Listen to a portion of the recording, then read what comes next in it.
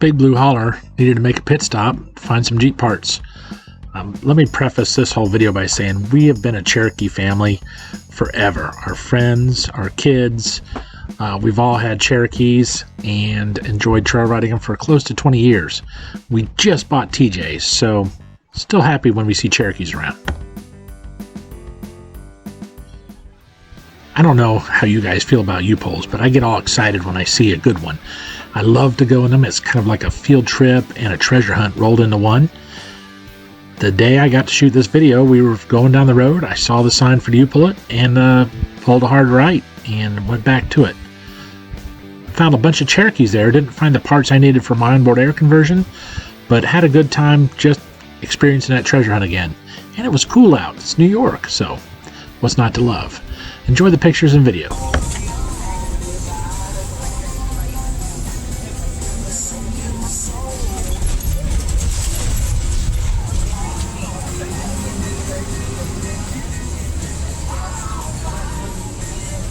Take the next left, then turn left.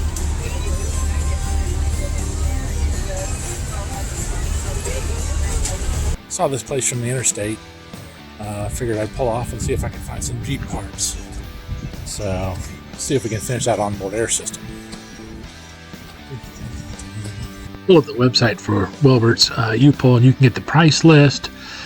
Check some other things out on there too. I didn't explore it all the way, but the price list pretty reasonable. So select Bath for the location and check that out.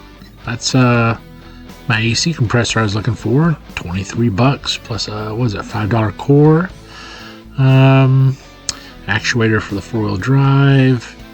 What else should we be looking for while we're at the junkyard? Axle shafts, $20 for every axle shaft. That'd be great. What about a coil spring? Do I see coil spring on there? What else? Where is it? I passed by coil spring, but exhaust manifolds, trailing arms, transfer case, $72, transmission, $96. All right, so I'm in. All right. Checked in the main office, friendly people, gave me a little list of stuff that interchanges, and we'll go check and see how accurate these rows are. Looks like the first stop will be row 35. So first thing I found was a nice 2000 Cherokee, all intact, it looks like. So if you needed a transfer case or something, you'd be in luck. Not what I'm looking for, though. So now I'm going to cut over to row 36, and I think I see the 99 Cherokee I'm looking for. Are they going to have a 4-cylinder, though? That's a big question. Let's see what this one looks like. That's another 4.0 Cherokee. Oh, what is that? Uh-oh. Control arms, springs, and shocks for lift. Let's see what else this baby's got. A lot of rust. Looks like that may be a 3 or 4.5 inch lift. I could use those control arms, dang it.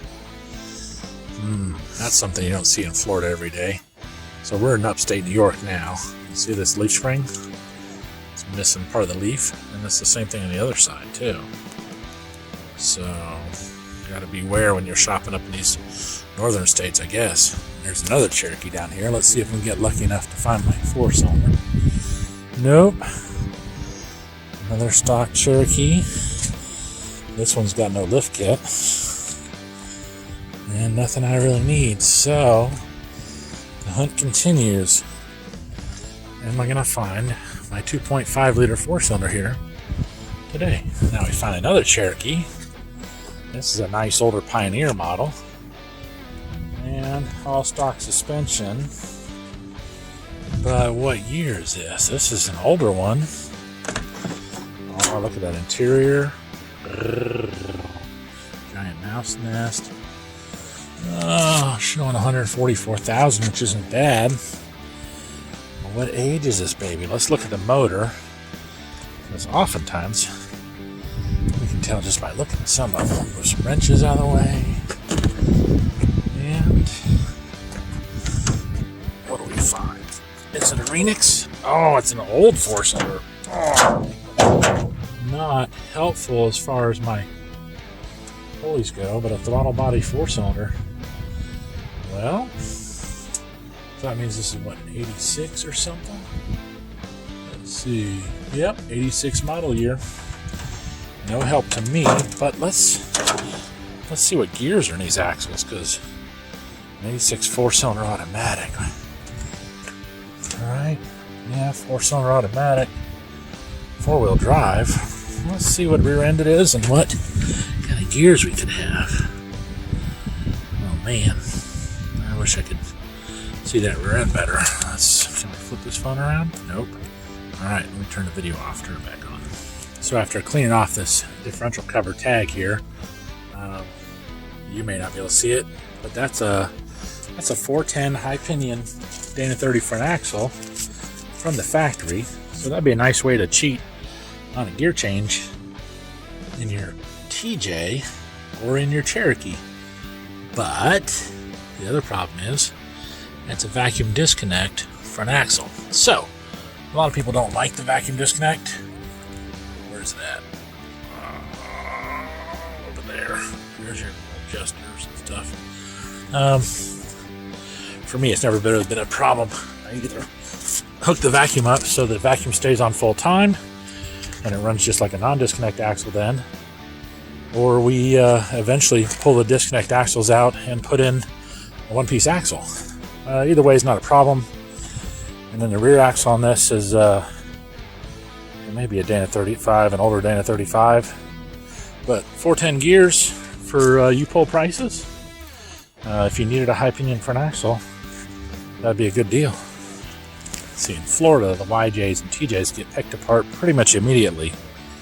I don't know how long this one's been here. It's got some typical northern rust, but it looks like a 4.0 stick shift old YJ. That's good for parts for somebody. Seeing as how it's never been modified, I'm going to assume the axles are all stock, and the hitch I can't use, so we'll keep hunting. Another 6-cylinder Cherokee, never had AC. That's kind of neat to see. We don't see that block-off plate often in Florida. But all stock and rusty. Next aisle over, I saw a Dakota next to another Cherokee. There's another Cherokee with hood locked. V6 Dakota doesn't help me. Where am I going to find the parts to finish my onboard air? Let's keep hunting. Alright, so time is short for me. I got to leave the junkyard. They had all the Chrysler products and Jeep products all in one area, so that was pretty cool.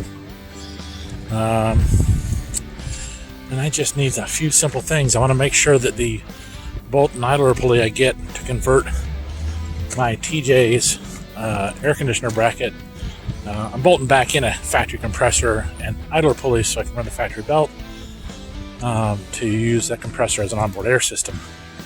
It really works pretty good. I've done it before, made about 150 psi out of a factory air compressor.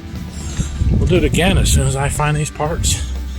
I don't want to buy something off the shelf though and get the wrong grade bolt and then suffer a broken bolt sheared off in a bracket on a trail. So I'll find the factory one, just not here today. So great little junkyard though. If you're ever in Bath, New York, Wilberts U-Pull, nice and clean. It's got some good junk that's not all picked over. I like that a lot. Looks like there's a good selection of used tires too, which are always helpful. So no school buses, that's okay. Lots of Jeep parts, lots of Liberties, Grand Cherokees, and Cherokees. So I'm not used to junkyards up here, so for me it's a lot of rust. But I think if you're living up here, you're used to this kind of stuff. Good for you. You can make this work. We'll talk to you again soon, though. Bye. As a postscript to this video, I wanted to share a few slices of Florida junkyard. This is B&S Auto Salvage in Williston, Florida. Really huge junkyard. Too much to find in there. At the time, they were hoarding metal, I guess, so cars were stacked 2 or 3 high. You had to hike up to the top of them and pull parts.